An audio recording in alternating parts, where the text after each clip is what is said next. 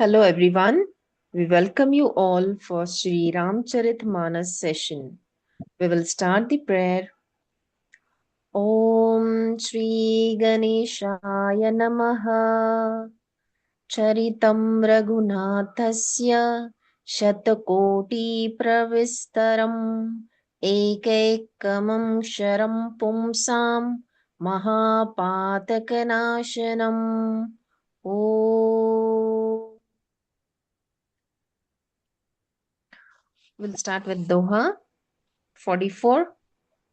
ब्रह्म निरूपण धर्म विधि वर्ण ही तत्व विभाग कहहि भगति भगवंत कई संजुत ज्ञान विराग एहि प्रकार भरी माघ नहाई पुनि सब निज निज आश्रम जाहि प्रति संबत अति होई आनंदा मकर मज्जी गवन ही मुनि वृंदा।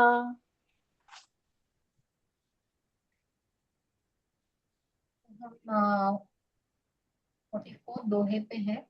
एंड पहले के जो दोहे हैं वहां पे तुलसीदास जी जो है वो उन्होंने भारद्वाज मुनि उनके बारे में कहा है। एंड स्पेशली सरयू नदी के बारे में बहुत सारा डिस्कशन किया है पहले के दोहे में। तो आज जो है आज हम देखेंगे उसके आगे कि कैसे जो है भगवान जी राम जी चरितमानस का कथन करते हैं। ओके, तो ये दोहे में तुलसीदास जी कह रहे हैं कि ब्रह्म का निरूपण, धर्म का विधान और तत्वों का विभाग का वर्णन करते हैं तथा ज्ञान वैराग्य से युक्त भगवान की भक्ति का कथन करते हैं। तो अभी जो है ये सारा जो चरित का कथन होने वाला है। तो ब्रह्म का निरूपण मतलब ब्रह्मा जी ने जो एक्सप्लेनेशन किया है वो जो है। फिर धर्म का विधान, जो धर्म का जो विधान है, जो रूल है, जो एक रेगुलेशन जो होता है, धर्म का एक रेगुलेशन होता है तो वो। और तत्वों का जो विभाग है, तत्व माने जो हमारे फंडामेंटल प्रिंसिपल्स जो होते हैं या एलिमेंट्स होते हैं, तो उसका जो है वो उसका विभाग, वो ये सारी चीजों का मतलब ब्रह्म का निरूपण, धर्म का विधान और तत्वों का विभाग का वर्णन करते हैं। इस सारे का वर्णन दिया गया है तथा ज्ञान और वैराग्य से युक्त भगवान की भक्ति का कथन करते हैं। ये जो कथा है ये यहाँ पे ज्ञान है, बहुत सारा ज्ञान है और उसके साथ जो है वैराग्य। जब भी ज्ञान आता है तो कहीं ना कहीं हमको वैराग्य आ ही जाता है, क्योंकि जब हम अज्ञानी होते हैं तो हम एक माया के दुनिया में जीते हैं जहाँ पे हमको क्लैरिटी नहीं होती है चीजों की। जब आपको जो है ट्रुथ या ज्ञान समझ में आता है, आप नॉलेजेबल हो जाते हो, तो क्या होता है जब आपका ज्ञान योग जो है वो स्ट्रॉन्गर बनने लगता है तो ऑटोमेटिक जो है वैराग्य जो है वो आने लगता है। ऐसा क्यों? क्योंकि जब आपको ज्ञान से ट्रुथ समझने लगे कि ये ऐसा नहीं ऐसा है, ये क्यों हो रहा है मेरे साथ, ऐसा ही क्यों, या बहुत सारे प्रश्नों के हमको उत्तर मिलने लगते हैं क्योंकि नॉलेज आ जाता है। जैसे अभी हम ये पढ़ रहे हैं तो कितना सारा नॉलेज मिल रहा है, मिलने वाला है। एंड बहुत पहले भी हमने जो बाकी के पुराण जो पढ़े उससे भी बहुत सारा नॉलेज मिला। तो इस नॉलेज से क्या होता है, हमको एक क्लैरिटी आ जाती है लाइफ की, हम कहाँ हैं, हमको क्या करना है, कैसा सब जग कैसा है, हमने कैसे बिहेव करना है, हमने कहाँ खुद पे एक स्टॉप लेना है, क्या चेंजेस करने हैं, लाइफ बेटर कैसे बनानी है। तो जब ये सारी चीजें आती है तब पता चलता है कि यार ये लाइफ कैसी है, ये सच में मैं जो कर रहा हूँ ये जरूरत है। मतलब बहुत सारे प्रश्न उठते हैं जिसके उत्तरों पे एक तो आप सोचने लगते हो कि या रास्ते कहीं ना कहीं खुल जाते हैं। तो इसको जो है जब ये सारे आप एक्सरसाइज करने लगते हो इंट्रोस्पेक्शन करके, और हर एक का जो है रास्ता अलग होगा, क्योंकि ज्ञान तो हम समेट लेते हैं सेम, पर जो जब एप्लीकेशन आता है तो सब अपनी अपनी लाइफ के अनुसार उसको अप्लाई करते हैं, राइट। तो एक इंट्रोस्पेक्शन जब हम करते हैं तब पता चलता है कि क्या क्या इंपॉर्टेंट है, क्या क्या मैंने खाली पीली कांधे पे रख के मैं इतना ढो के सारा वजन सबका लेके चल रहा हूँ। तो इससे क्या होता है, रियलिटी चेक जब आता है तो ऑटोमेटिक जो है वो वैराग्य आने लगता है। वैराग्य मतलब सब छोड़ छाड़ के जाना ऐसे नहीं होता है, पर रियलिटी की वजह से एटलीस्ट फर्स्ट स्टेप में वैराग्य की कि क्या सच में जरूरी है, क्या इम्पोर्टेंट है, कुछ छूट गया तो क्या हो जाएगा, छूट गया तो इज इट ओके, या इसको सबको पकड़ के रखो, इसको क्लिक करो। तो ये सारी जो चीजें हैं जो पहले अनुत्तरित जो थे, हम कंफ्यूज स्टेट में थे, क्लैरिटी नहीं थी, वो सारी जो है वो आने लगती है। इसीलिए ये ज्ञान वैराग्य से युक्त भगवान की भक्ति का कथन करते हैं। तो ये पूरा जो चरित्र है वो ज्ञान से और वैराग्य से पूरा युक्त है। ओके, एंड इसका जो है वो कथन करने वाले हैं। तो इसी प्रकार माघ के महीने भर स्नान करते हैं। जो माघ का महीना होता है, स्पेशली हिंदू कैलेंडर में, सनातन कैलेंडर में ये 11th मंथ आता है लूनर मंथ के हिसाब से। ओके, तो ये बहुत ऑस्पिशियस होता है। बहुत सारे फेस्टिवल्स भी आपने देखे होंगे इम्पोर्टेंट वाले, वो जो है वो माघ महीने में होते हैं। वो जनरली सन कैलेंडर का मतलब जो हम यूज करते हैं वो कैलेंडर जो है ग्रेगोरियन कैलेंडर जिसको बोलते हैं, वो जैन और फेब में आता है। ओके, तो ये जो माघ का मंथ है बड़ा ही ऑस्पिशियस होता है। बहुत सारे रिचुअल्स ऐसे होते हैं जो हम इस महीने में स्पिरिचुअल प्यूरिफिकेशंस करते हैं। फिर बहुत सारे फेस्टिवल्स होते हैं। ये फेस्टिवल्स भी बहुत इंपॉर्टेंट होते हैं, जैसे वसंत पंचमी होती है, फिर रथ सप्तमी होती है, ये भी बहुत इंपॉर्टेंट है। फिर कभी कभी महाशिवरात्रि उसी काल में आती है, मघा के टाइम पे। तो एंड प्लस सबसे इम्पोर्टेंट जो है, प्रयागराज में जो मेला बनता है, ओके, माघ महीने में वो मेला होता है, तो प्रयाग मेला जो है तो वो भी बहुत ऑस्पिशियस होता है। तो ऐसे बहुत सारी चीजें जो है ये माघ मंथ में होते हैं, तो ये बड़ा ही इम्पोर्टेंट वाला मंथ जनरली माना जाता है। एंड बसंत है तो ऑलरेडी मतलब सब अच्छा अच्छा एंड सब एनर्जेटिक ही होता है, राइट। तो फिजिकली भी वैसा ही होता है, एंड जिस तरह से उसकी एनर्जीज होती है वो भी वैसी होती है। तो इसीलिए इसमें बहुत सारी चीजें की जाती हैं। ओके, स्पिरिचुअल चीजें। इसी प्रकार माघ के महीने भर स्नान करते हैं। तो इस महीने में स्नान करते हैं नदी में जाकर या स्पेशली प्रयागराज में जाकर, प्रयागराज में जाकर, क्योंकि मेला बनता है वहां पे, कुंभ मेला होता है, तो वहां जाके लोग, बहुत सारे लोग जाके स्नान करते हैं, क्योंकि वहां पे त्रिवेणी का दर्शन होता है। और त्रिवेणी जो है, तीनों नदियां जो है, उसमें स्नान किया तो कहते हैं कि पूरे पाप पाप जो है आपके धुल जाते हैं। ओके, तो ये जो महीना है इसमें स्नान करते हैं और फिर सब अपने अपने आश्रमों को चले जाते हैं। हर साल वहां इस तरह बड़ा आनंद होता है। तो यहाँ पे सारे जो मुनि ऋषि जो भी है, सारे गण जो है वो यहाँ पे आते हैं, स्नान करते हैं माघ मंथ में, और फिर अपने अपने आश्रमों को फिर चले जाते हैं। पूरे मेले वैसे ही है एक्चुअली। जो इसकी शुरुआत जो है वो शंकराचार्य जी ने की थी। तो आपने देखे होंगे कि 4 पॉइंट्स है, मतलब नॉर्थ में होता है, साउथ में या टुवर्ड्स द साउथ कह सकते हैं, ईस्ट वेस्ट, तो ऐसे मतलब जहां पे भी जब ये मेला होता है तब सारे तरफ से जो ऋषि मुनि जो भी पूजा अर्चा जो भी जो है भगवान में लगे हुए हैं, ऐसे ऋषि मुनि संत सारे जो है वो इकट्ठे हो जाते हैं। एंड फिर पहले कहाँ टेलीफोन और वो मोबाइल थे, तो पहले फिर कैसे डिस्कस करेंगे, कैसे ग्रुप बनाएंगे। तो ऐसे मेलों में जो है सब लोग आके फिर उनके डिस्कशन चलते थे कि वो कैसे प्रैक्टिसेस कर रहे हैं, कौन क्या कर रहा है, फिर कैसे उनकी प्रगति हो रही है, कैसे उनको स्पिरिचुअलिटी में गति मिल रही है, कैसे इसको स्प्रेड करे, या जो भी डिस्कशंस हर एक सेक्ट के होते थे वो होते थे। इसीलिए जो मेले जो ये होते हैं ये बहुत ही बड़े इम्पोर्टेंट होते हैं। एंड इसका श्रेय जो है वो शंकराचार्य जी को जाता है, क्योंकि उन्होंने ही पूरा जब भारत भ्रमण किया तो ये सारी चीजों को नोट करके इन्होंने ये स्टार्ट किया है। ओके, तो यहाँ पे स्नान करने के बाद सब अपने अपने आश्रमों को चले जाते हैं। एंड हर साल जो है वहां इस तरह बड़ा आनंद होता है, मेले में बहुत आनंद होता है।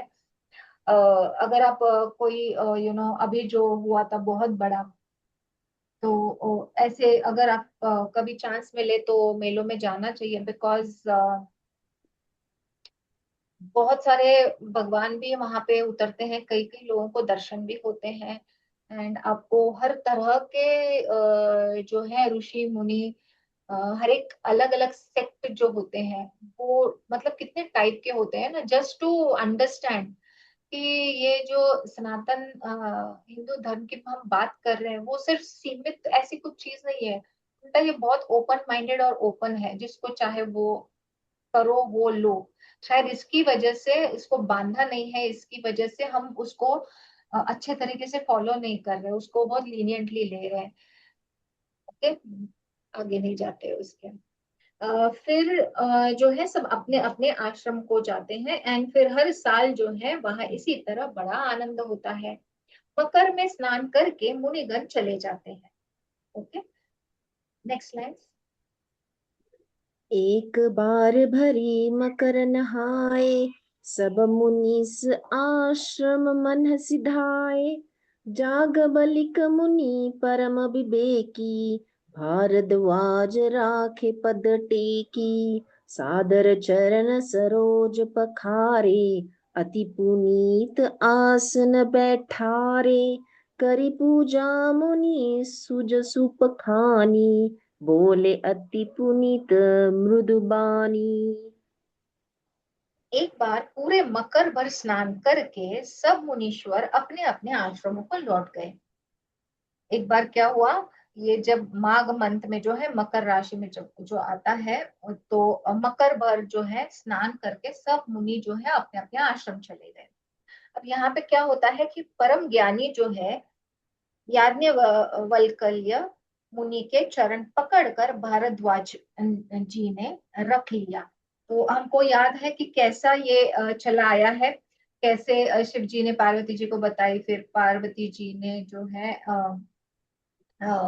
इसको बताई, काक को बताई, फिर उसके आगे जो है गरुड़ जी को। एंड फिर नीचे नीचे आते आते जो है वो जो है याज्ञवल्क्य वल्क्य मुनि ने भारद्वाज जी को बताई, तो उसकी वो शुरुआत यहाँ से स्टार्ट हो रही है। तो सारे अपने अपने आश्रमों को तो चले गए। फिर भारद्वाज जी क्या करते हैं कि ये मुनि जो है याज्ञवल्क्य जो है, ये मुनि को वो पकड़ते हैं, उनके चरणों को प्रणाम करते हैं। एंड वो उनको रख लेते हैं अपनी कुटिया में, आदर पूर्वक उनके चरण कमल धोए और बड़े ही पवित्र आसन पर उन्हें बिठाया। उनको तो पहले रोक लिया अपने आश्रम में, फिर उनके चरणों को जो है चरण कमलों को धोया, फिर जो है उनको आसन पे बिठाया और फिर उनकी पूजा की। एंड पूजा करके मुनि याज्ञवल्क्य जी ने सुयश का वर्णन किया और फिर अत्यंत पवित्र और कोमल वाणी से बोले। तो मुनि ने क्या कहा है आगे के लाइंस में देखते हैं। Next lines. नाथ एक संसौ बड़ मोरे, करगत बेदत्व सब मुतोरे। कहत सो मोहि लागत भय लाजा, जो न कहऊ बड़ होई अकाजा। संत कहही असी नीति, प्रभु श्रुति पुराण मुनि गाओ। होई न बिमल विवेक, उर गुर सन किए दुराव। वो कह रहे हैं कोमल अत्यंत पवित्र और कोमल वाणी से वे बोले, हे नाथ, मेरे मन में एक बड़ा संदेह है। वेदों का तत्व सब आपकी मुट्ठी में है, अर्थात आप ही वेद का तत्व जानने वाले होने के कारण मेरा संदेह निवारण कर सकते हैं। क्योंकि ये जो मुनि थे ये बहुत ही हायर लेवल के थे। एंड उनको तो सारी विद्या ज्ञान सब पता था। तो यहाँ पे जो है भारद्वाज जी कह रहे हैं कि मेरे मन में एक बड़ा संदेह है, एक डाउट है, बड़ा डाउट है। तो वो क्या है? तो पहले तो वो बता रहे हैं कि वेदों के सारे जो तत्व है तो आप तो मतलब पूरे जानते ही हैं। ओके। तो मेरा जो डाउट है तो मतलब आप ही वो डाउट जो है वो क्लियर कर सकते हैं। पर उस संदेह को कहते मुझे भय और लाज आती है। और ये संदेह, ये जो डाउट है, ये कहते हुए ना मुझे बड़ा ही ये हो रहा है, मतलब लाज आ रही है। मैं लज्जित हो रहा हूँ, एम्बेरस हो रहा हूँ, क्योंकि इनका ज्ञान बहुत ज्यादा है और भारद्वाज जी भी मुनि है, ऋषि है, पर फिर भी उनको डाउट आ रहा है। मतलब जब डाउट आता है मतलब थोड़ा सा ज्ञान थोड़ा सा इधर उधर हो गया, ऐसे हमको लगता है, राइट? अगर डाउट आया तो बोल रहे हैं कि मुझे बड़ी लाज आ रही है, एम्बेरस हो रहा हूँ भाई, इसलिए कि कहीं आप यह ना समझे कि मेरी परीक्षा ले रहा है। मतलब उनको भय भी लग रहा है। एक तो ये बड़े ही ऋषि मुनि, बड़े ही तज्ञ हैं। एंड अगर मैं कुछ पूछूं तो ये जो रिस्पेक्टफुल जो मुनि है उनको लगे कि यार ये मुझे क्यों पूछ रहा है, ये भी तो बड़ा ऋषि मुनि है। तो क्या मेरी परीक्षा लेने के लिए, मैं कितना जानता हूँ ये पूछने के लिए, मुझे एम्बेरस करने के लिए पूछ रहा है ये प्रश्न? या फिर लाज इसलिए ही इतनी आयु बीत गई अब तक ज्ञान न हुआ? या तो इसलिए कि मैं इतना बड़ा होने के बावजूद भी मुझे डाउट्स आ रहे हैं। अभी तक मैं परिपूर्ण ज्ञानवादी होना चाहिए था, पर फिर भी मेरे मन में संदेह आ रहे हैं। तो ये दो चीजों की वजह से भरद्वाज जी कह रहे हैं कि मुझे लाज भी आ रही है और संदेह भी हो रहा है कि मतलब आपसे मैं कैसे प्रश्न करूं। तो और यदि नहीं कहता तो बड़ी हानि होती है, क्योंकि अज्ञानी बना रहता हूँ। अच्छा, ये लज्जा पकड़ के ये संदेह अगर मैंने मन में ही रख दिया और मैंने कुछ आपसे आपसे पूछा नहीं, तो फिर क्या फायदा? ये जो ज्ञान अज्ञान है मेरा, तो वो या मेरा जो डाउट है वो लेके ही मैं अज्ञानी ही रहूंगा। तो डाउट कभी भी रखना नहीं चाहिए, उसको क्लियर करना बहुत जरूरी है। क्योंकि कभी कभी क्या है, वो डाउट से कनेक्टेड एक चेन ऑफ डाउट्स बन जाती है। एंड जो मेन जो पॉइंट जो सॉल्व होना चाहिए या समझना चाहिए, वो एक डाउट से स्टार्ट जो होता है, तो जो पूरा पिक्चर है वो हमको समझ में नहीं आता है। तो कभी भी डाउट हो तो पूछ लेना अच्छा है। तो भारद्वाज जी कहते हैं कि मुझे लाज भी आ रही है, मुझे भय भी हो रहा है। एंड मैं पूछना चाह रहा हूँ, पर अगर मैंने पूछा नहीं तो क्या हो जाएगा? मेरा जो संदेह है या मेरा जो अज्ञान है वो वैसा ही बना रहेगा, मतलब मुझे वो क्लैरिटी ही नहीं आएगी। तो इसीलिए मुझे वो पूछना लाजमी है। तो हे प्रभु, संत लोग ऐसी नीति कहते हैं और वेद पुराण तथा मुनिजन भी यही बतलाते हैं कि गुरु के साथ छिपाव करने से हृदय में निर्मल ज्ञान नहीं होता। तो पुराण क्या कहते हैं, वेद और पुराण कहते हैं कि जो कभी डाउट होगा तो आपके गुरु से आपने उसकी क्लैरिटी ये पूछ कर वो जो डाउट है उसको क्लियर करना बहुत इंपॉर्टेंट है। और गुरु से जो है कुछ छुपाना नहीं होता, क्योंकि गुरु हमारे माता पिता जैसे होते हैं, माता पिता से भी आगे। तो वो जब हम गुरु बनाते हैं, हम सबको पता है हालांकि गुरु के बारे में, पर जब हम गुरु बनाते हैं तो यू नो पूरा हमारी शरणागति होती है गुरु से। तो एक तो गुरु से कुछ छिपता नहीं है, बाय द वे, ओके। उस उनको सब हमारा पता चलता है, हम सांस भी कैसे ले रहे हैं ये भी समझता है उनको। आपके पास फिजिकली वो उस वक्त रहे ना रहे, पर आप उनसे कनेक्टेड हो जाते हैं अगर आपके गुरु हैं तो। ओके, मैं प्रॉपर गुरु की बात करें, किसी को भी हमने गुरु माना वैसे नहीं, जो गुरु शिष्य की परंपरा होती है वो वाले गुरु की मैं बात कर रही हूँ। तो अगर मैं गुरु के साथ कुछ शेयर नहीं करता तो भी गुरु को समझ में ही आता है। तो फिर अगर मैंने ये पूछा नहीं, भारद्वाज जी कह रहे हैं, अगर मैंने आपसे ये संदेह अगर मैंने पूछा नहीं तो ऐसा होगा कि मैं कुछ छिपा रहा हूं आपसे। ओके। तो गुरु के साथ छिपाव करने से क्या होता है, हृदय में निर्मल ज्ञान नहीं होता। तो जो प्योर फॉर्म में जो ज्ञान है वो नहीं मिल सकता। तो इसीलिए कहते हैं ना, डॉक्टर और जो लॉयर होता है उसके सामने कभी झूठ नहीं बोलना चाहिए, क्योंकि वो किस लिए है, आपको हेल्प करने के लिए है। तो अगर उनसे झूठ बोला तो आप ही खड्डे में गिर सकते हो। तो इसीलिए जो आप कि हेल्प करना चाह रहा है उसी को तो आप बड़े क्लैरिटी से सब कुछ सच बताना बहुत जरूरी है, क्योंकि थोड़ा भी आपने संदेह रखा या कुछ छिपाया, कुछ बताया नहीं, हालांकि गलत नहीं बताया पर कुछ छिपाया या कुछ थोड़ा सा टेढ़ा मेढ़ा करके बताया, तो वो लेके ही वो आगे उनका प्लान बनाते हैं, राइट। तो कभी कभी आप ही मतलब आपका ही गड़बड़ हो सकता है, उनका तो कुछ जाने वाला नहीं, राइट। तो गुरु के साथ जो छिपाव करने से हृदय में निर्मल ज्ञान नहीं होता है। Okay, next line. अस विचारी प्रकट निज मोहु, हरहु नाथ करी जन पर छोहु। राम नाम कर अमित प्रभावा, संत पुराण उपनिषद गावा। संत जपत शंभु अविनाशी, शिव भगवान ज्ञान गुण राशि। आकर चारी जीव जग अहि, काशी मरत परम पद लहही। यही सोचकर मैं अपना अज्ञान प्रकट करता हूँ। ये सब सोच के फिर जो है भारद्वाज जी अपना जो ज्ञान है या अपना जो डाउट है वो उनसे मुनि को पूछ रहे हैं। हे नाथ, सेवक पर कृपा करके इस अज्ञान का नाश कीजिए। संतों, पुराणों और उपनिषदों ने राम नाम के असीम प्रभाव का गान किया है।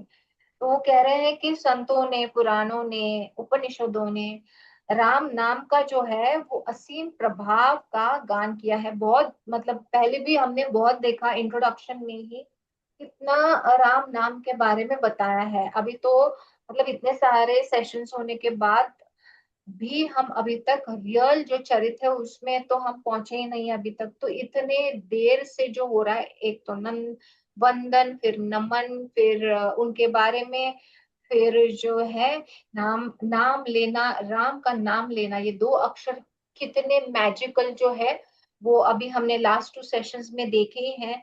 तो भारद्वाज जी कह रहे हैं कि ये सारा ये बैक एंड में ये सारा सोच के मैं मेरा जो अज्ञान है वो मैं प्रकट करता हूँ, क्योंकि लॉस जो है वो मेरा ही होने वाला है। तो हे नाथ, आप सेवक पर कृपा करके इस अज्ञान का नाश कीजिए। तो ये जो मेरा अज्ञान है इसका नाश करके मुझे जो प्रकाश है, जो ज्ञान है वो दीजिए। एंड सारे जो पुराण है, उपनिषद है, संतों ने, सब लोगों ने जो कहा है कि राम नाम कितना प्रभावशाली है। तो कल्याण स्वरूप ज्ञान और गुणों की राशि अविनाशी भगवान शंभु निरंतर राम नाम का जप करते रहते हैं। संसार में 4 जाति के जीव हैं।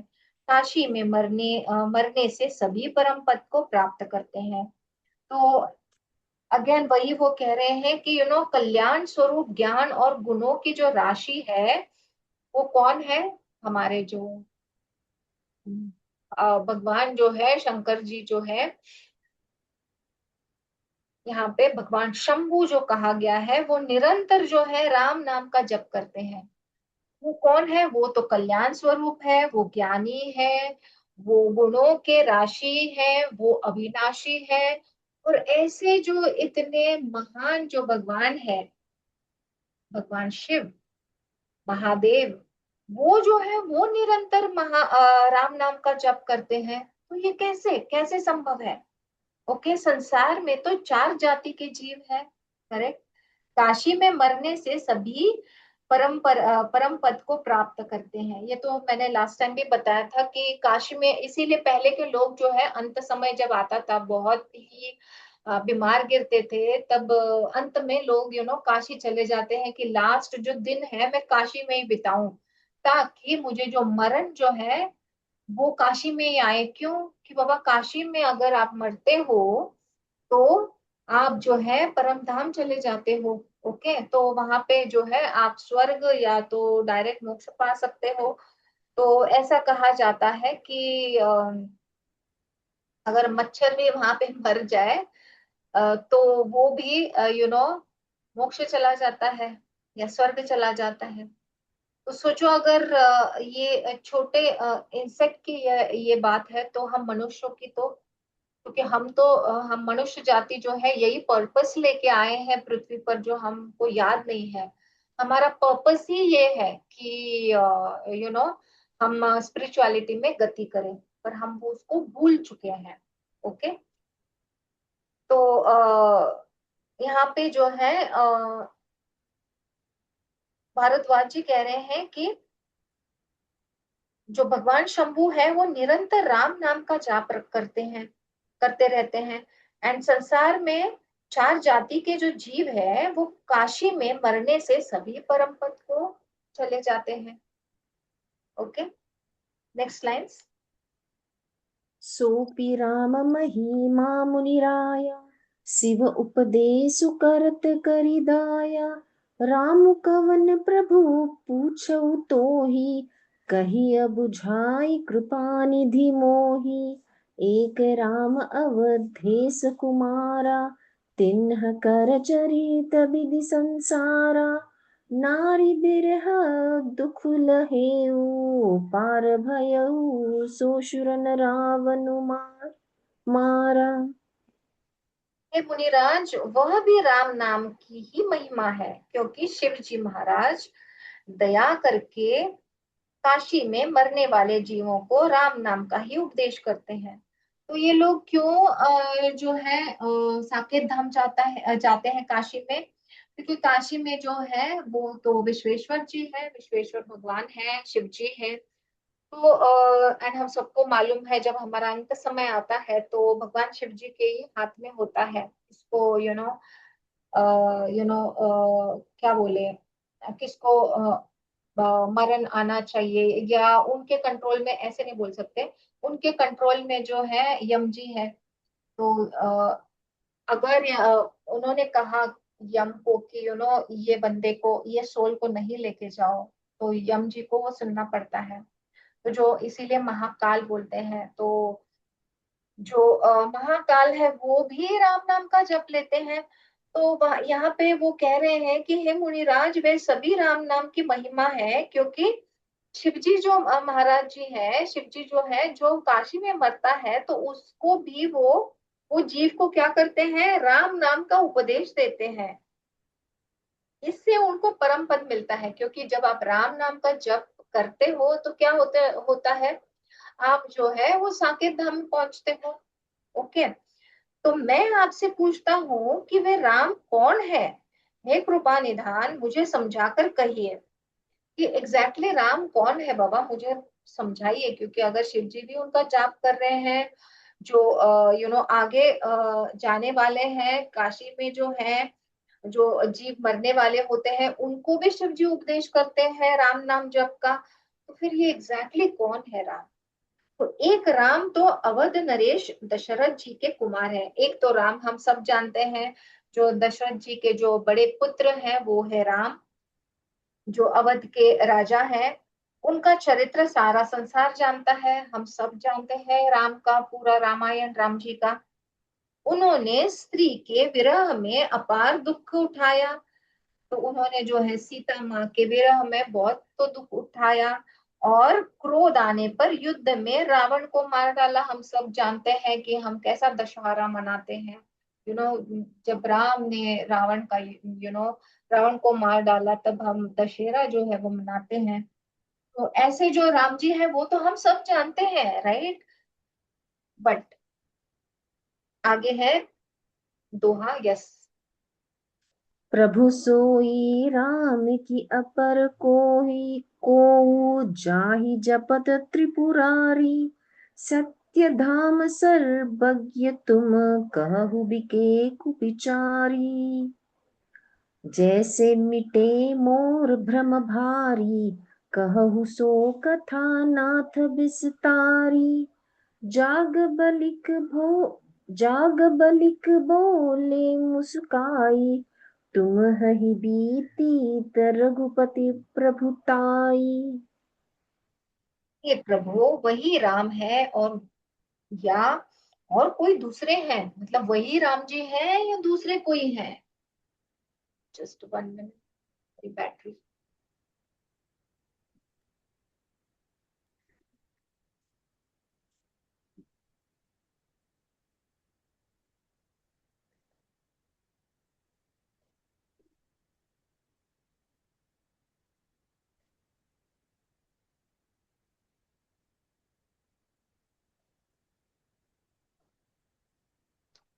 तो हे प्रभु, वही राम है या और कोई दूसरे हैं जिनको शिव जी जपते हैं? तो वही अवध के राम जी है या और दूसरे कौन है जो शिव जी जपते हैं वो राम नाम? आप सत्य के धाम है और सब कुछ जानते हैं, ज्ञान विचार कर कहिए। तो भारद्वाज जी कहते हैं, तो आप तो ज्ञान के सागर हो, तो आप तो सब चीजें जानते हैं, तो आप प्लीज ज्ञान विचार कर मुझे इसका जो है आंसर कीजिए कि ये कौन से राम है। तो हे नाथ, जिस प्रकार से मेरा यह भारी भ्रम मिट जाए। तो इनका जो भ्रम है, जो डाउट है, जो संदेह है, तो वो मिट जाने के लिए आप प्लीज मुझे प्रॉपर तरीके से मुझे बताइए कि कौन से राम जी है। आप वही कथा विस्तार पूर्वक कहिए। इस पर याज्ञवल्क्य जी ने मुस्कुराकर बोले, श्री रघुनाथ जी की प्रभुता को तुम जानते हो। मतलब वो हंसकर बोल रहे हैं मुनि कि राम जी की कथा तो तुम जानते हो, तो वही राम है। Okay, next line.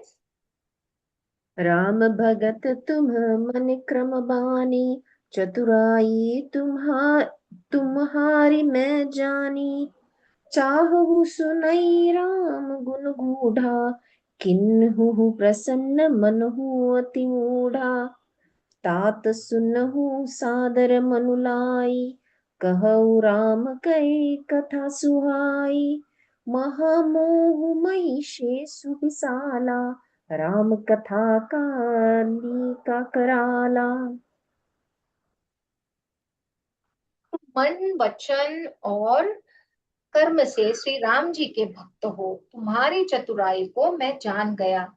तो मुनि को सब समझ में आया कि ये बंदे ने एक तो मुझे जाने से रोका, अपने ही कुटिया में रखा, फिर इतना सारा जो है पूजा अर्चा की, एंड फिर धीरे धीरे जो अपना जो डाउट है, अपना जो संदेह है वो पूछ रहे हैं।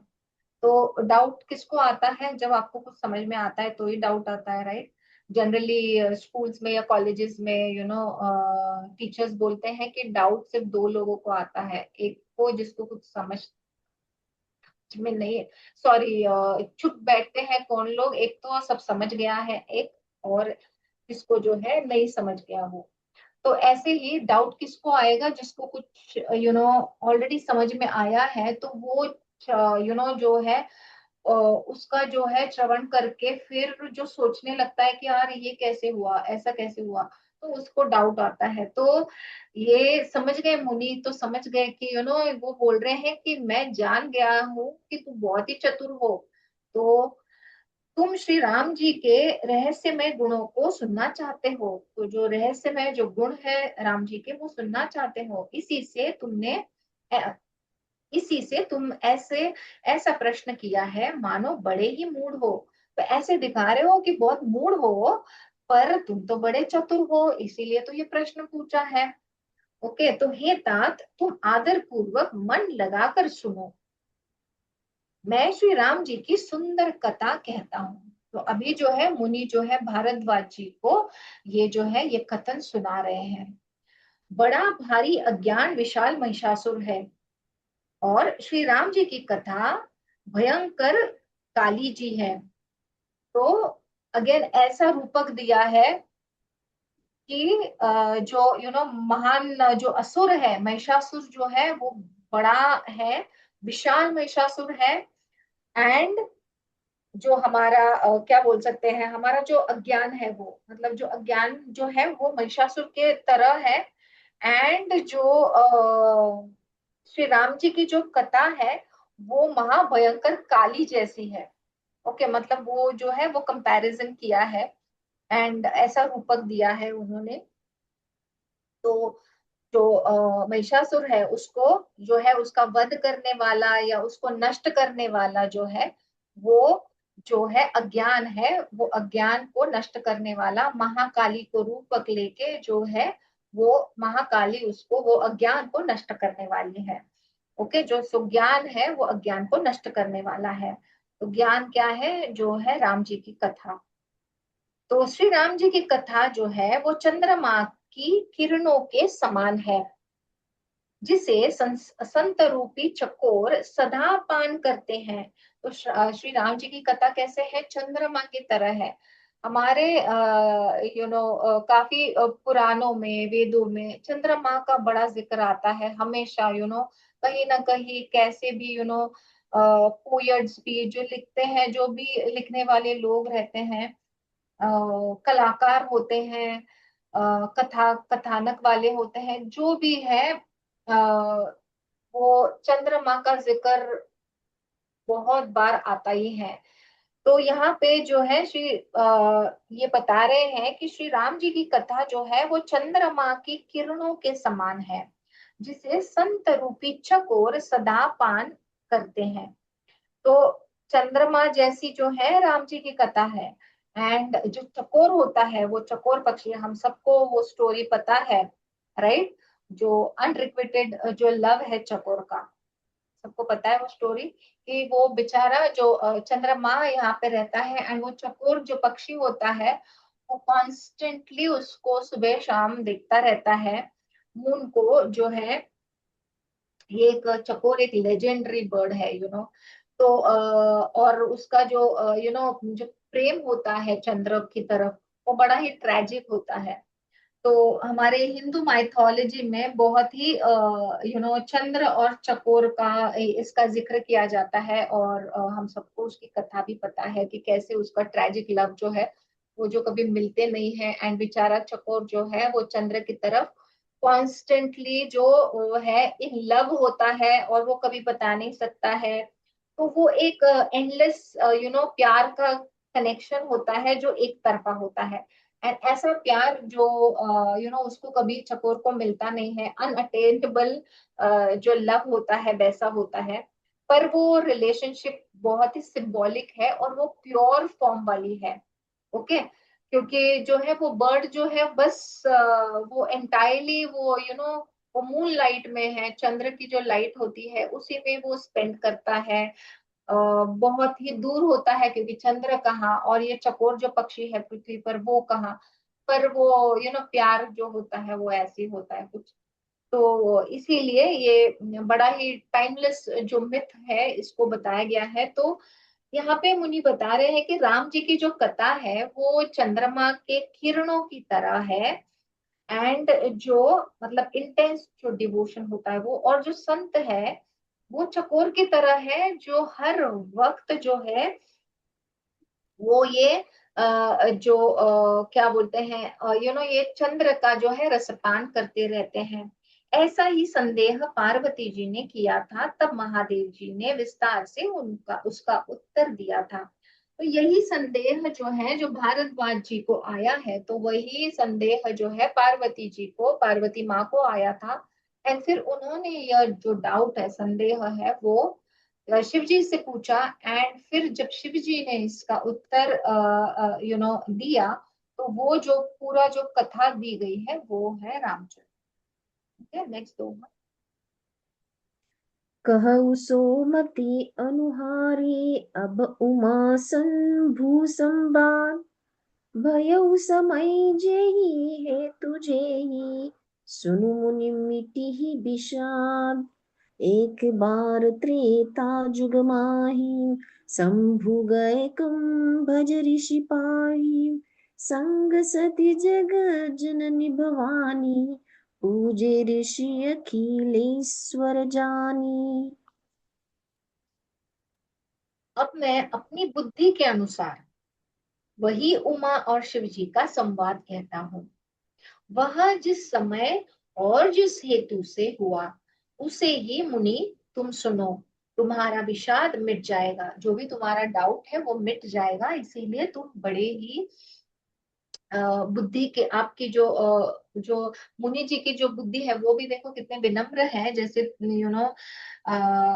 गोस्वामी जी बड़ी विनम्रता से जो सबका वंदन कर रहे थे, वैसे ही ये मुनि जो है इतने बड़े हैं। जैसा भारद्वाज जी ने एक्सप्लेन किया है उनके बारे में कि कैसे सारे वेदों को वो जानते हैं, कितने ज्ञानी हैं। फिर भी वो बोल रहे हैं कि अब मैं अपनी बुद्धि के अनुसार, तो वो उनकी जो नॉलेज है, उनकी जो बुद्धि है उसके अनुसार जो है वही उमा और शिव जी का संवाद, जो जो कॉन्वर्सेशन हुई है, जो स्टोरी जो बताई है शिव जी ने, वो मैं कहता हूँ। वह जिस समय और जिस हेतु से हुआ, उससे हे मुनि तुम सुनो, तुम्हारा जो विषाद है वो मिट जाएगा। तो तुम सुनो तो तुम्हारा जो डाउट है वो मिट जाएगा। एक बार त्रेता युग में शिव जी अगस्त्य ऋषि के पास गए। तो शिव जी जो हैं वो अगस्त्य ऋषि के पास गए। उनके साथ जगत जननी भवानी सती जी भी थी। अभी ये देखो, बहुत बड़ा इंपॉर्टेंट है। उनके साथ जगत जननी भवानी भवानी सीता जी भी थी।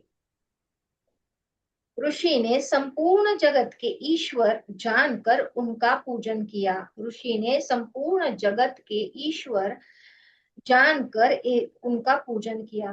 तो सीता माँ और राम जी जो हैं वो अभी त्रेता में राम जी और सीता माँ है। सब लोग पूछते हैं कि फिर सीता जी को ऐसा क्यों हुआ, फिर इनको वनवास क्यों हुआ, फिर राम जी ने ऐसा क्यों किया। तो हम जो है सुपरफिशियल लेवल पे रामायण जानते हैं।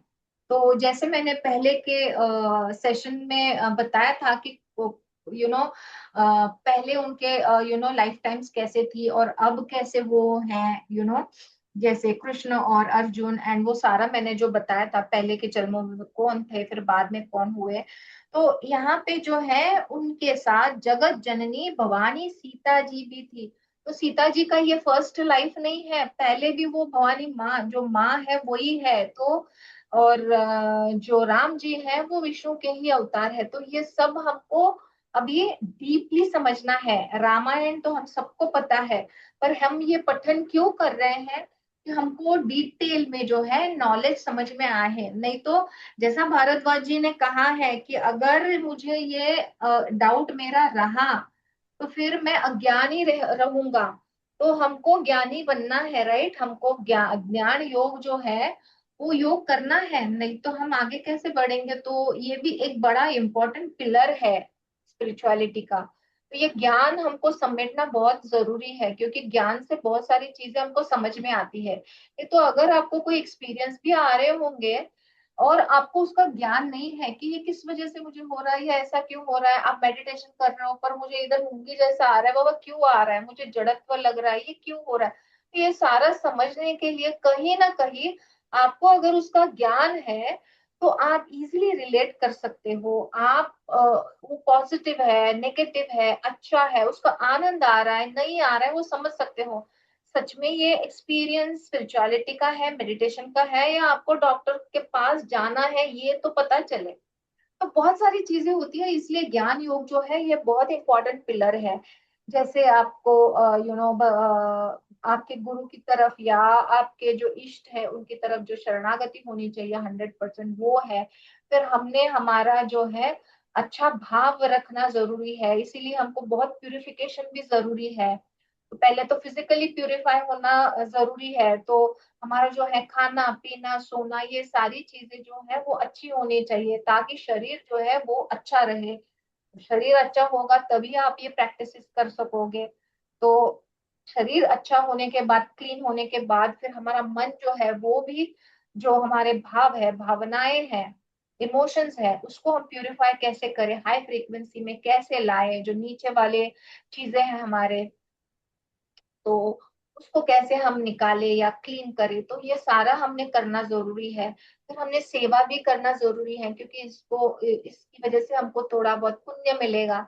बहुत सारी जो चीजें हमने पहले करके रखी है वो थोड़ी धुल सकती हैं अगर हम अच्छे तरीके से पुण्य कमाते हैं तो।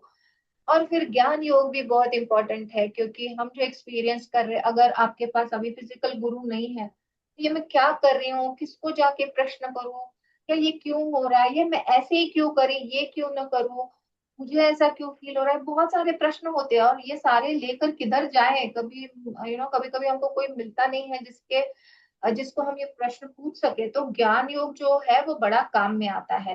तो ज्ञान योग भी एक बहुत बड़ा पिलर है स्पिरिचुअलिटी में जो आपको गति दे सकता है। तो इसीलिए हम ये सारा कर रहे हैं। ओके। तो अभी ये बता रहे हैं कि एक बार त्रेता युग में शिव जी अगस्त्य ऋषि के पास गए। उनके साथ जो है जगत जननी भवानी सीता जी भी थी। ऋषि ने संपूर्ण जगत के ईश्वर जानकर उनका पूजन किया। तो जो ऋषि हैं उन्होंने जानकर कि ये ईश्वर है, क्योंकि ईश्वर ही है, शिव जी है, जगत जननी भवानी है, तो उनको जानकर जो है उनका पूजन किया। इसने अगस्त्य ऋषि ने। Okay, next lines.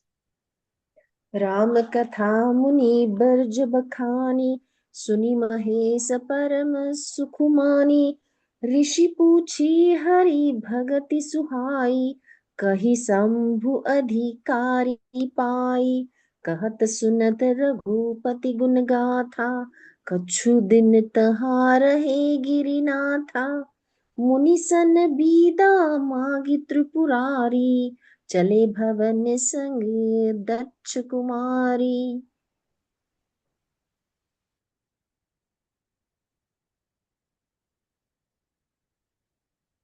ऋषि ने संपूर्ण जगत के ईश्वर जानकर उनका पूजन किया।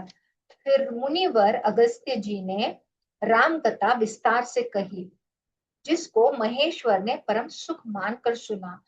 तो अगस्त्य जी ने राम जी की जो कथा है वो शिव जी को सुनाई, एंड शिव जी ने बड़े ही सुख से वो सुनी। फिर ऋषि ने शिव जी से सुंदर हरि भक्ति पूछी। Hello, hello, you there? Yeah, can you hear me? Yeah, I think some net issue. ठीक। I have to read I have to read? No no no, I have to explain. Okay. तो ऋषि ने शिव जी से सुंदर हरि भक्ति पूछी और शिव जी ने उनको अधिकारी पाकर इस रहस्य सहित भक्ति का निरूपण किया। तो भक्ति का जो है एक्सप्लेनेशन किया। श्री रघुनाथ जी के गुणों की कथाएं कहते सुनते कुछ दिनों तक शिव जी वहां रहे। तो अगस्त्य मुनि के साथ जो है शिव जी वहां पे रहे और बहुत उनका डिस्कशन हुआ ये चीजों के बारे में। फिर मुनि से विदा मांगकर शिव जी दक्ष कुमारी सीता जी के साथ घर कैलाश को चले। ओके, अभी जो है इसके बाद का यू हैव टू रीड। तेहि अवसर भंजन महि भारा, हरि रघुबसलिन्ह अवतारा। पिता बचन तजी राज उदासी, दंडक बन बिचरत अबिनासी। हृदय विचारत जात हर, केहि विधि दस सुनु होई। दर्शन होई गुप्त रूप अवतरे प्रभु, गए जान सबु कोई। ओके, माय अपॉलॉजीज, मैंने सही का हालांकि मेरे मन में करेक्ट था, पर मैं बोलते समय जो है जगत जननी भवानी सती जी, किसी ने मुझे टोका भी नहीं। तो मैं सीता सीता कर रही थी, वो सती है। ओके, तो सती जी के साथ जो है शिव जी गए थे क्योंकि वो उनकी पत्नी थी।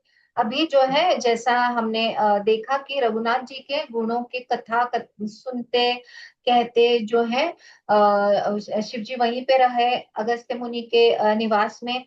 फिर वहां से जो है फिर मुनि से विदा मांगकर उनको टाटा बाय बाय करके फिर शिव जी जो है दक्ष कुमारी सती जी के साथ घर कैलाश चले गए, क्योंकि वही उनका घर है कैलाश, उनका घर है सती जी का और शिव जी का। तो वहां चले गए। उन्हीं दिनों पृथ्वी का भार उतारने के लिए श्री हरि ने रघुवंश में अवतार लिया था।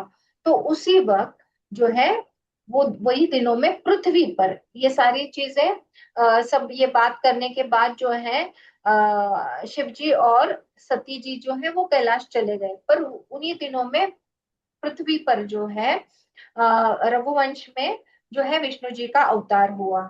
ओके, श्री हरि ने अवतार लिया था। वे अविनाशी भगवान उस समय पिता के वचन से राज्य का त्याग करके तपस्वी या साधु वेश में दंडक वन में विचर रहे थे। तो वहां पे उनका ऑलरेडी जन्म हुआ था कई दिनों में। एंड वो जो है भगवान श्री हरि है, भगवान है। तो वो जो है पिता ने वचन लिया था कि तुम वन में जाओगे। तो भगवान जो है सारा राज्य को त्याग कर जो है साधु वेश में दंडक वन में वो विचर कर रहे थे, मतलब वहीं पे वो रहे थे। ओके, नेक्स्ट दोहा। शंकर उरु अति क्षोभु सती, न जानन ही मरमु सोई। तुलसी दर्शन लोभु मन डरु लोचन लालची। रावण मरण मनुज कर जाचा, प्रभु विधि वचनु किन्ह चह साचा। जो नहीं जाऊ रही पछितावा, करत विचारु न बनत बनावा। शिव जी के हृदय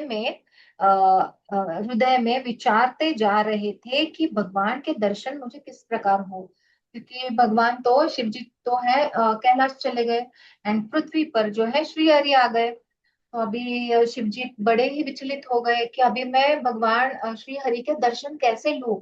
वो तो पृथ्वी पर चले गए, तो मैं भगवान के दर्शन मुझे किस प्रकार हो। तो प्रभु ने गुप्त रूप से जो है अवतार लिया है। मेरे जाने से सब लोग जान जाएंगे। तो भगवान जो है वो गुप्त रूप से जो है अवतार लेते हैं, क्योंकि अगर सबको बताया तो सब लोग जान जाएंगे। ओके, इसलिए गुप्त जो है वो अवतार लेते हैं।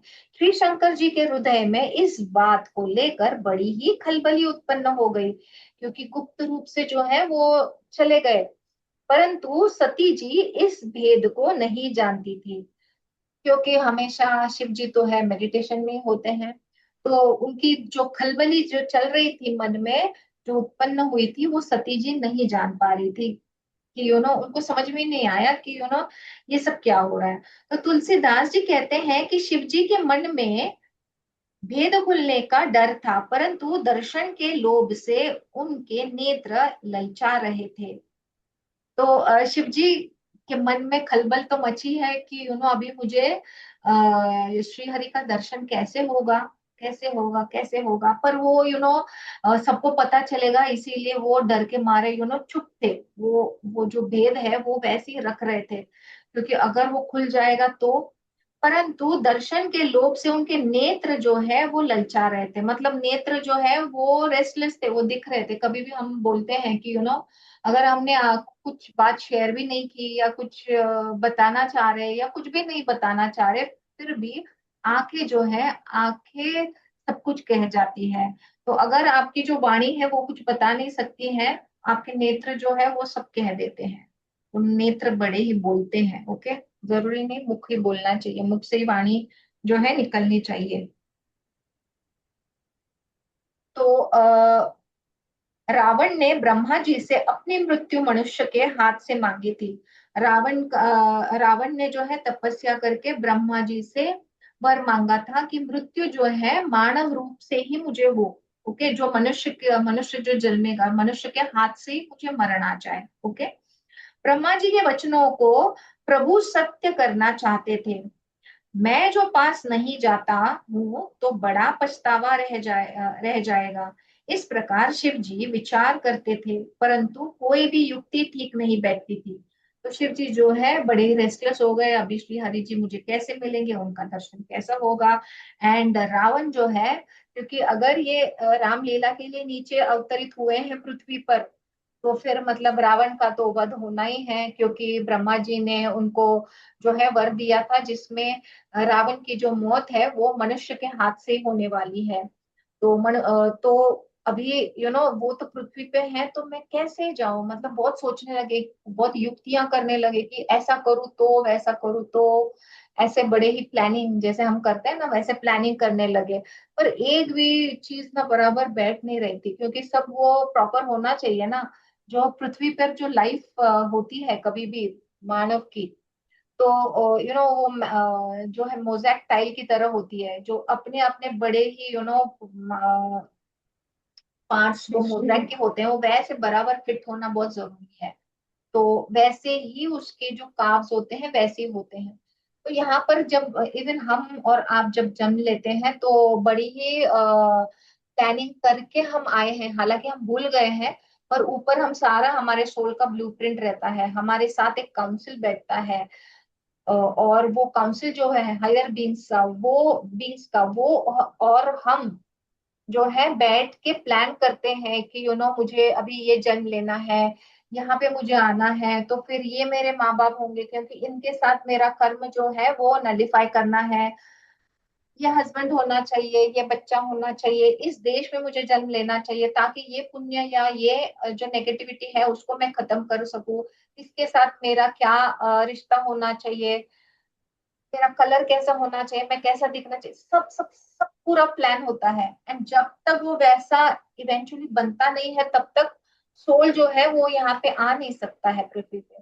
तो देखो हमारा जो मानव जो हमको लाइफ मिला है, मनुष्य जन्म जो मिला है, वो बहुत ही प्लानिंग से मिला है, तो इसको ऐसे ही गंवाना नहीं चाहिए। ओके, उसका अच्छा उद्देश्य लेके उसको अच्छा सा मतलब बहुत ही अच्छा आपने जो है लाइफ को जीना जरूरी है। एंड कोई मुझे कोई पूछ रहा था कि तो अगर ये लाइफ में मुझे लगा कि मैं स्पिरिचुअलिटी नहीं करूँ, अब मुझे सिर्फ मजा करना है या ये एंजॉय करना है, मैंने पहले ही अगर कर लिया होगा स्पिरिचुअलिटी और ये लाइफ में तो मुझे मजे करने हैं, तो अरे बाबा, मनुष्य जन्म आपको इसीलिए ही मिलता है कि आप स्पिरिचुअलिटी में आपकी गति हो। नहीं तो फिर हम तो एनिमल्स बन सकते थे, कोई इंसेक्ट बन सकते थे, हम जल प्राणी बन सकते थे, हम पक्षी बन सकते थे, कोई भी लाइफ हमको मिलती थी। जब मनुष्य जन्म मिला है तो उद्देश्य यही है कि आपको स्पिरिचुअलिटी में गति आनी चाहिए, आप स्पिरिचुअली ग्रो होना है, इसीलिए एक ही उद्देश्य है एक्चुअली। एंड ये जो संसार की लाइफ है वो कर्म कांड जो है हमको खत्म करने हैं बस। तो पैरेलल है, कोई आगे पीछे ऐसा कुछ उद्देश्य नहीं है, पैरेलल उद्देश्य है। जिसको ये कर्मास को खत्म करने हैं, इसीलिए ये सारा सांसारिक लाइफ है, ये माया है। एंड स्पिरिचुअलिटी में हमको गति मिले, इसीलिए ये मनुष्य लाइफ है। तो इसका हमने बहुत सारा सदुपयोग करना चाहिए। तो शिव जी जो है बड़े ही विचलित हो गए हैं, यहाँ पे बहुत सी चीजें सोच रहे हैं पर कर नहीं पा रहे हैं।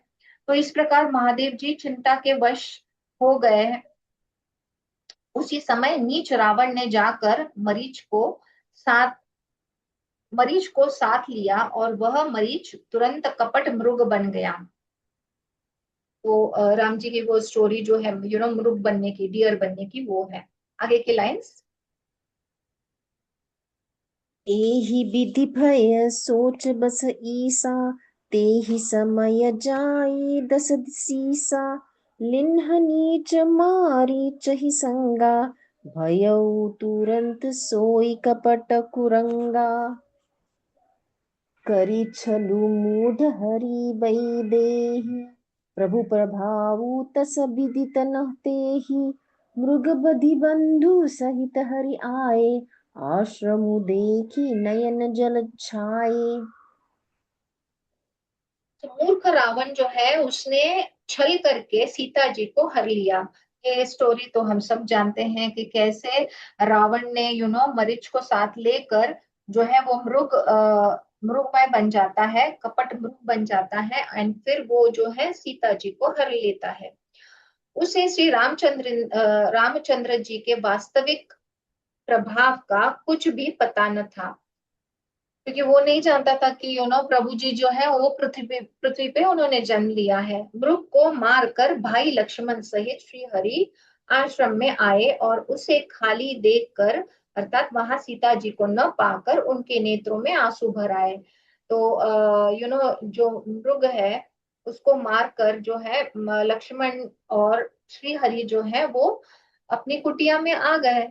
ओके, एंड फिर देखा तो सीता जी नहीं है, सीता जी को न पाकर उनके आंखों में अश्रु आ गए हैं, आंसू आ गए हैं। Next lines. बिरह बिकल नर इव रघुराई, खोजत बिपिन फिरत दो भाई।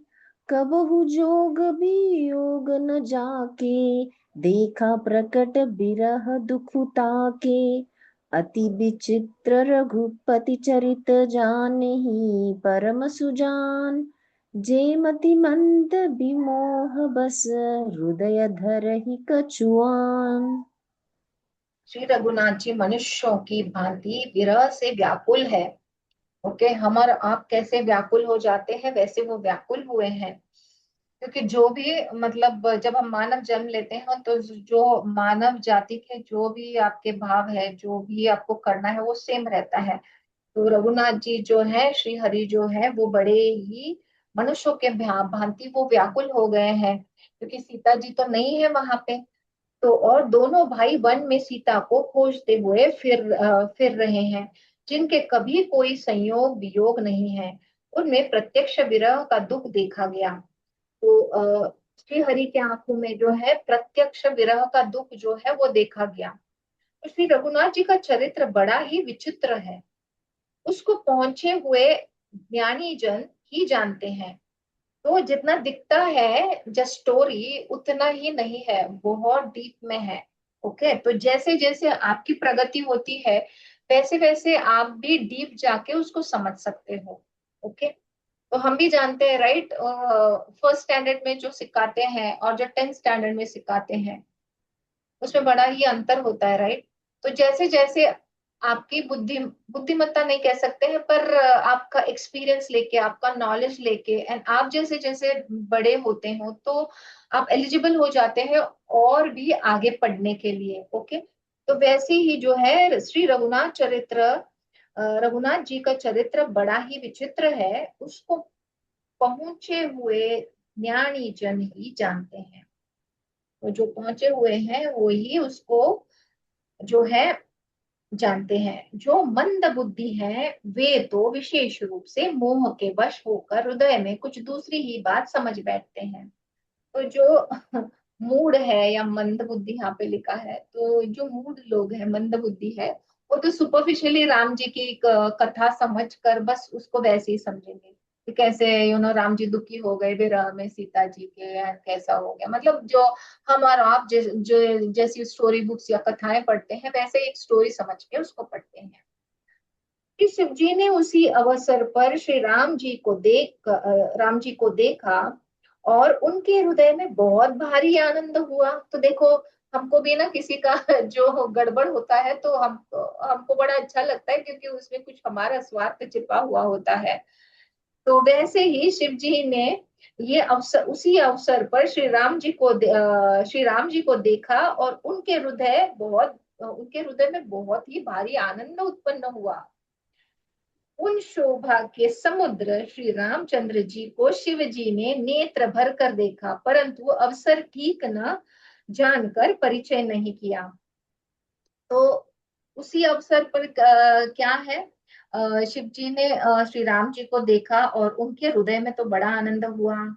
एंड उन शोभा के समुद्र जो श्री रामचंद्र जी है, वो शिव जी ने नेत्र भर के देखा। जब उन्होंने वो जो उनका पाठ देखा, जब उनके हृदय में मतलब क्या बोलते हैं कि ऑलरेडी वो विरह में थे, दुख में थे, तो जब शिव जी ने उनको देखा तो है वो शिव जी के जो नेत्र है वो भरकर आए, परंतु अवसर ठीक न था, इसीलिए उन्होंने परिचय नहीं दिया। ओके, परंतु अवसर ठीक न जानकर परिचय नहीं किया।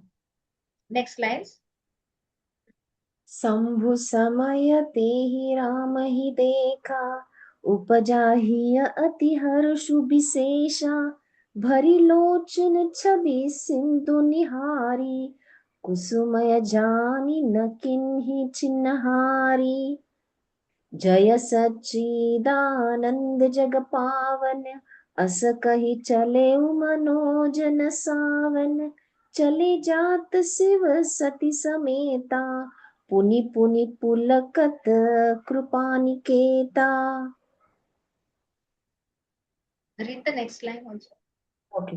सती सोदसा शंभु कई देखी, उर उपजा सिन उर उपजा संदेहु विशेषी, शंकरु जगदम्बध्य जगदीसा, सुर नर मुनि सब नावत सीसा।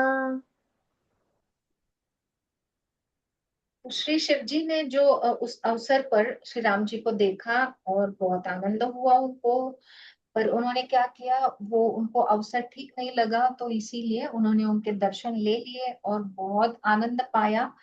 एंड वो वहां से चल दिए।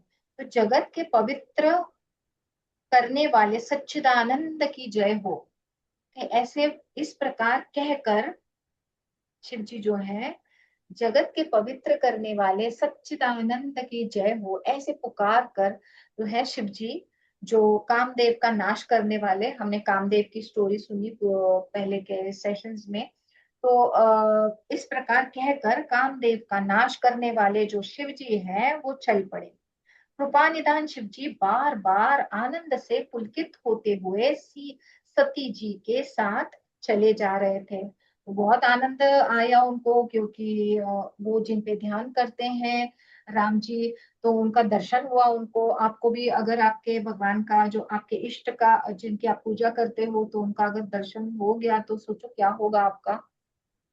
तो ऐसे जो है उनको दर्शन हो गया श्री राम जी का। पर उचित वो वक्त और वो सब देखते हुए उन्होंने जस्ट सच्चिदानंद की जय हो कहकर सती जी के साथ वो जा रहे थे। ओके। सती जी ने शंकर जी की वह दशा देखी तो उनके मन में बड़ा संदेह उत्पन्न हो गया। अब सती जी जा रही है उनके साथ, पर इनका जो है आनंद देख कर, ये कोई अलग, मेरे स्वामी तो अलग ही दुनिया में है, कौन सी इनको इतनी खुशी हुई है। तो ये सारा वो देख रही थी सती जी, तो ये सब देख के उनको लगा कि ये क्या हो रहा है मेरे पति के साथ। तो सती जी ने शंकर जी की वह दशा देखी तो उनके मन में बड़ा ही संदेह उत्पन्न हो गया कि अरे ये क्या हो रहा है। वे मन ही मन में कहने लगी कि शंकर जी सारा जगत, शंकर जी की सारा जगत वंदना करता है। वे जगत के ईश्वर है, देवता है, मनुष्य है, मुनि है, सब उनके प्रति सिर नवाते हैं। ऐसे शंकर जी है कि उनके जो है उनके आगे सब लोग जो है वो सिर झुकाते हैं। फिर जो है, नेक्स्ट लाइन, सॉरी। तिन्ह नृप सुत ही किन्ह परनामा, कही सच्चिदानंद परधामा। भय मगन छवि तासु बिलोकी, अजहु प्रीति उर रहति न रोकी। ब्रह्मा जो व्यापक बिरज, अज अकल अनिह भेद। सो की देह धरी होई नर जाई, न जानत भेद। उन्होंने एक राजपुत्र को सच्चिदानंद परम धाम कहकर प्रणाम किया और उसकी शोभा देखकर वे इतने प्रेम मग्न हो गए कि अब तक उनके हृदय में प्रीति रोकने से भी नहीं रुक सकती। तो ऐसे जो मतलब ऐसे राजपुत्र, क्योंकि वो राजपुत्र थे, तो ऐसे राजपुत्र को उन्होंने सच्चिदानंद परमधाम, उनको ऐसा कहकर उनको प्रणाम किया। और उसी शोभा देखकर, उनकी शोभा देखकर जो है वो प्रेम मग्न हो गए। कैसे ही प्रेम मग्न हो गए हैं इनको देखकर। और उनके हृदय में जो है इतनी प्रीति उमंग गई है, मतलब इतना प्रेम आ गया है कि वो रोकने से भी नहीं रुकी जा रही है। ऐसा तो बाद में, मतलब बाद में देखते हैं। जो ब्रह्म सर्वव्यापक, माया रहित, अजन्मा, अगोचर, इच्छा रहित और भेद रहित है, और जिसे वेद भी नहीं जानते, क्या वह देह धारण करके मनुष्य हो सकता है। तो ऐसे हमको भी प्रश्न आ सकता है कि ऐसे जो है, ऐसे ब्रह्म सर्वव्यापक जो है, जो माया रहित है, जो अजन्मा है, जो अगोचर है, जो इच्छा रहित है, जो भेद रहित है, और जिसे वेद भी नहीं जानते हैं, क्या वह देह धारण करके मनुष्य हो सकता है। ऐसा कोई इतना उच्च जो है वो क्या है, मनुष्य धारण करके नीचे आ सकते हैं पृथ्वी पर। तो ये तो मतलब बड़ा ही प्रश्न चिन्ह है, राइट। Next lines.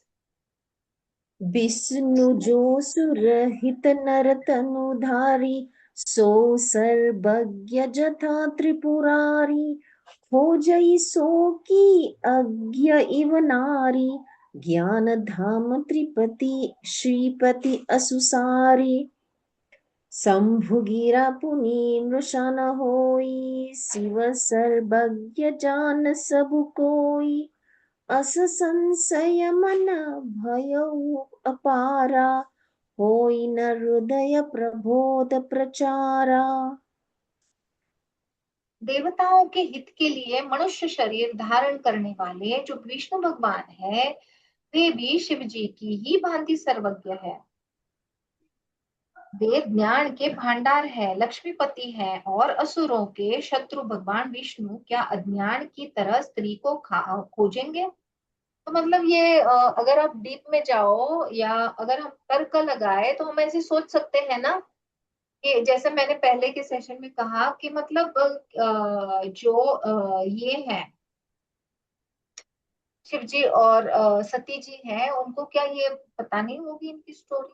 तो ये मानवता के लिए ये जो है ये सब कहा जा रहा है। वैसे ही ये भगवान जो है श्री हरि है, वो इतने सर्वव्यापक है, माया रहित है, अजन्मा है, अगोचर है। सब जो है उनके पास, वो क्या अपनी पत्नी के लिए ऐसे पूछते रहेंगे? हमको भी लगता है ऐसे हो सकता है। तो वो इतने अज्ञानी है कि वो स्त्री को खोजेंगे? फिर शिव जी के वचन भी झूठे नहीं हो सकते, शिव जी भी झूठे नहीं बोल सकते हैं। सब कोई जानते हैं कि शिव जी सर्वज्ञ है। सती के मन में इस प्रकार का अपार संदेह उठा, बेचारी वो तो मतलब पूरे डाउट में ही चली गई कि ये हो क्या रहा है। अपार संदेह जी। उठा खड़ा हुआ, किसी तरह भी उनके हृदय में ज्ञान का प्रादुर्भाव नहीं होता था। तो बड़े ही प्रश्न चिन्ह आ गए उनके मन में, उनको कुछ समझ में नहीं आ रहा था कि इसके आंसर्स क्या है, मतलब ये क्या हो रहा है, क्या चल रहा है मेरे भी पति के साथ और इनके भी साथ। Yes, next line. यद्यपि प्रकट न कहे भवानी, हर अंतर जामी सब जानी। सुनहि सती तव नारी सुभाव, संशय असन धरिय उरकाऊ। जासु कथा सुभज ऋषि गाई, जासु कथा कुंभज ऋषि गाई। भगति जासु मई मुनि सुनाई, सोई मम इष्ट देव रघुबीरा। सेवत जाहि सदा मुनि धीरा। यद्यपि भवानी जी ने प्रकट कुछ नहीं कहा, पर अंतर्यामी शिव जी सब जान गए। वे बोले, हे सती सुनो, तुम्हारा स्त्री स्वभाव है, ऐसा संदेह मन में कभी न रखना चाहिए। तो अगर सती जी के मन में ये सब, वो भी विचलित हो गई है, तो शिव जी तो सब जानते हैं। तो उन्होंने उनका मन जो है वो रीड कर लिया कि इसका मन विचलित हो गया है, इसके मन में संदेह आया है, ये कौन सी प्रीति चल रही है, क्या चल रहा है। तो भगवान जी बोल रहे हैं कि ये सती, तुम्हारा जो स्वभाव है वो स्त्री स्वभाव है, एंड स्त्री स्वभाव होने से तुम बिल्कुल संदेह मत रखना, क्योंकि स्त्री स्वभाव हम जानते हैं सबसे बड़ी बीमारी स्त्री की जो है वो डाउट ही है। आप आगे पीछे कहीं भी देख लो, स्पेशली कलयुग में, मतलब डाउट की वजह से क्या नहीं होता है। ओके, जेलिसी एंड डाउट की वजह से बहुत सारे कांड हो जाते हैं। तो शिव जी कह रहे हैं कि हे सती सुनो, तुम्हारा स्त्री स्वभाव है, ऐसा संदेह मन में कभी न रखना चाहिए। ये जो डाउट है वो प्लीज आप लाओ मत, उसको छोड़ दो। जिनकी कथा का अगस्त्य ऋषि ने गान किया, जो हम गए थे अगस्त्य मुनि के आश्रम में, वहां पे जो अगस्त्य ऋषि ने जिनका गान किया, जो बताया, और जिनकी भक्ति मैंने मुनि को सुनाई, और जो शिव जी श्री राम जी की भक्ति करते हैं, तो शिव जी ने उनको अपनी भक्ति जो है उनको सुनाई। ये वही मेरे इष्ट देव श्री रघुवीर जी हैं। तो शिव जी बता रहे हैं सती को कि यही मेरे इष्ट है। तो शिव जी के इष्ट हरि है, और हरि के जो इष्ट है वो शिव जी है। तो ये दोनों साथ में ही है, साथ साथ में चलते हैं। ओके, ये दोनों जो है हमेशा एक साथ ही रहते हैं। तो कोई बड़ा या छोटा ऐसा कुछ नहीं है, दोनों एक ही है। अगर आपको पता होगा तो साउथ में जो है अयप्पा, ओके, तो हमने मानव ने तो उनकी मूर्ति भी बनाई है, उनका उनकी पूजा भी करते हैं। तो अयप्पा जो है वो अ, उनका ही मतलब अवतार है, जो एक साथ में आए हैं। शबरीमलाई जहाँ पे है वहीं पे वहां पे वो है। तो शिव जी जो है वो हरि का जाप करते हैं या हरि को पूछते हैं, एंड हरि जो है वो शिव जी के इष्ट है। तो जो दोनों है वो साथ में ही चलते हैं। ऐसा कहा जाता है जब हम राधे बोलते हैं, तो एक्चुअली राधा माँ कौन है? तो राधा ही हरि है। तो राधा ही शिव जी का अवतार है, एंड जो श्री हरि है। तो कहीं भी जाओ आप, दोनों हमेशा एक साथ रहते हैं। ओके, कहीं भी वो अलग अलग नहीं होते हैं। जहाँ पे शिव जी हैं वहां पे श्री हरि होंगे ही। ओके, तो हरि जो है वो हरि के साथ होते हैं। तो हमेशा ये दोनों साथ में ही रहते हैं। तो जब ये जो वो स्टोरी हम बाद में देखेंगे, ठीक है। तो जिनकी कथा का अगस्त्य ऋषि ने जो गान किया है और जिनकी भक्ति मैंने मुनि को सुनाई है, वे वही मेरे इष्ट देव श्री रघुवीर जी हैं, जिनकी सेवा ज्ञानी मुनि सदा किया करते हैं। तो ये वही है, ऐसा शिव जी बता रहे हैं कि यही मेरे इष्ट हैं। ये छंद हम लेते हैं और फिर खत्म करते हैं आज के लिए। जस्ट रीड द छंद।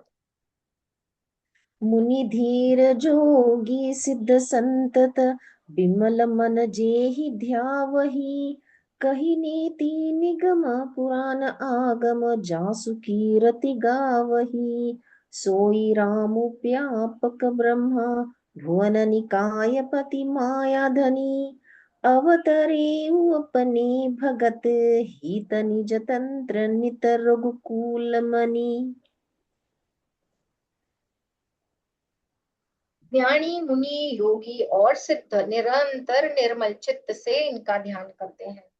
तो जो ज्ञानी है, जो मुनि है, जो योगी है, जो सिद्ध है, निरंतर निर्मल चित्त से जिनका ध्यान करते हैं तथा वेद पुराण और शास्त्र नेति नेति कहकर जिनकी कीर्ति गाते हैं, उन्हीं सर्वव्यापक समस्त ब्रह्मांड के स्वामी मायापति नित्य परम स्वतंत्र ब्रह्म रूप श्री राम जी ने अपने भक्तों के हित के लिए अपनी इच्छा से रघुकुल के मणि रूप में अवतार लिया है।